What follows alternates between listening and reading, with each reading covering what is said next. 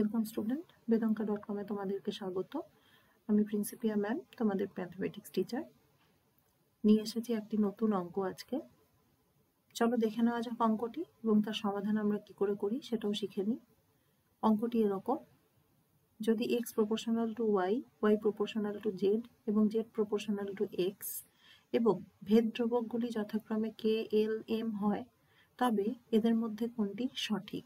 Option A, k plus l plus m is equal to 0. Option B, k plus l plus m is equal to 1. Option C, k l m is equal to 1, k l is equal to m.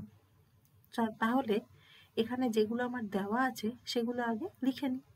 দেখো দেওয়া আছে x proportional to y, y proportional to z, z proportional to x এবং k, l আর m এরা হলো ভেদ ধ্রুবক। অতএব x proportional to y, এখান থেকে আমরা পাই x equal to k y, y proportional to z, এখান থেকে পাই y is equal to lz, z proportional to x, এখান থেকে পাই z is equal to mx। তাহলে x equal to ky, এখানে y এর মান বসিয়ে দিলাম lz, কি পাবো তাহলে? k l z।